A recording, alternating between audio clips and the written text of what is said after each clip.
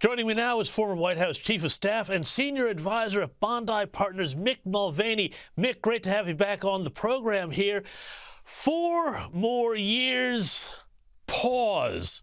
Look, I know we talk about this sort of thing pretty often, but what is going on here with the president that even an auto cue seems to be defeating him? Yeah, James, I'm not sure if the Ron Burgundy movie Anchorman was a big hit in Australia or not, but it's being referred to here as the Ron Burgundy moment in that movie. Yeah. The lead character was famous for reading literally everything on a teleprompter, and that's where we are now with Joe Biden. It didn't go well, as you can imagine. It will be spoofed on many comedy shows over the course of the next couple nights. And it's just more indication, more fodder for those who are worrying about whether or not Joe Biden has the mental capacity and ability to do the job. There was a program here over the week that did a side-by-side of President Biden just the last couple of days and President Biden during the election of 2020. And the man is clearly not the same as he was just a couple of years ago.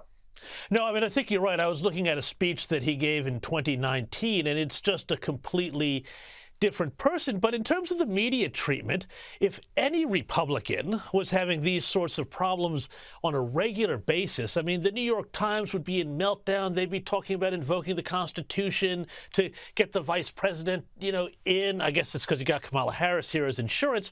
But, I mean, the media at some point is going to have to start talking about these sorts of things. Or is this protection racket by CNN, the Washington Post, the New York Times so strong that they just ignore it? Your example is not wrong, and it's not hyperbolic. I remember when I was in the White House with President Trump, he gave a speech one day and slipped for just a second going down a wet ramp. And the headline of the New York Times the next day was whether or not he was mentally fit for office and should we have a national discussion about replacing him as being unfit for office. Your question is a good one. Is it a protection racket?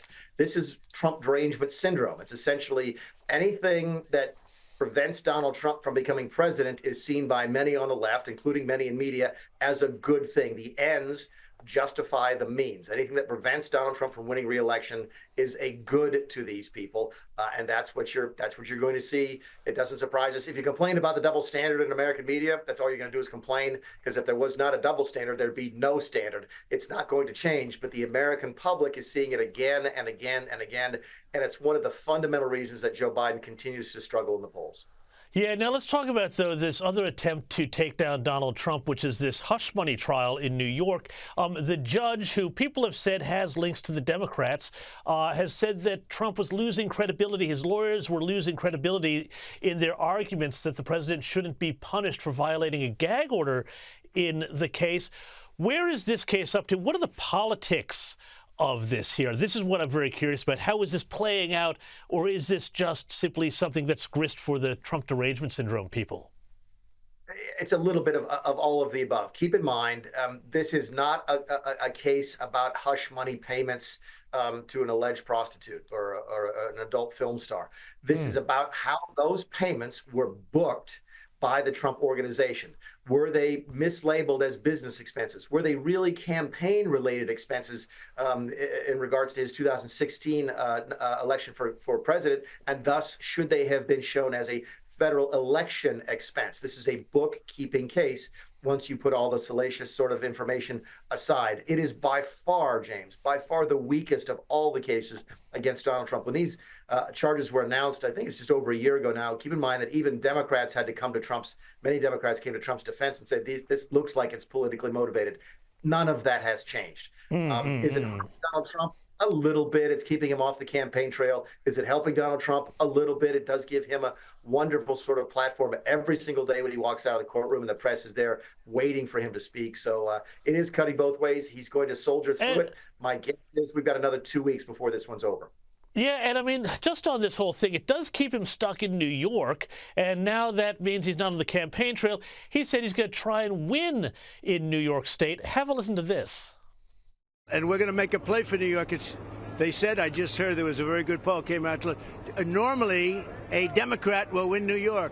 Biden is the worst president in history, and we have some very bad people here, but we have the greatest people, and they're right behind me. And they all want us to run, and we're gonna run very hard in New York. And Mick, he's being cheered all over the place where he does go. Have a listen to this. USA! USA! USA! We love Trump! We love Trump! We love Trump! A lot of people are talking about how unusual it is to see so many Trump supporters in Manhattan at 4, 5, 6 in the morning. Does that surprise you? No, absolutely not. Now, obviously, those are construction workers. They're going to have politics maybe different to your typical sort of Upper East Sider. But, Mick, I mean, is there any chance that he could start to make some lemons out of this lemonade of being stuck in Manhattan? No. You asked me a question. I'll give you a straight answer. No Republican presidential campaign is going to win New York. In all seriousness, no, back in 2020, the very beginning of 2020, before COVID, and when the Democrats were looking like they were going to nominate Bernie Sanders, we did have some polling data that said New Jersey could be in play. New Jersey is a state that is also heavily Democratic. We never had any data in our wildest dreams that would put New York into play. So I hear what Donald Trump is saying. It's the right thing to say. My guess is his campaign is saying, Donald, say whatever you want to. We're not spending any time or any money in New York that we don't have to. We're going to Michigan and Pennsylvania and Wisconsin and Arizona, because those are where the election are going to be won and lost.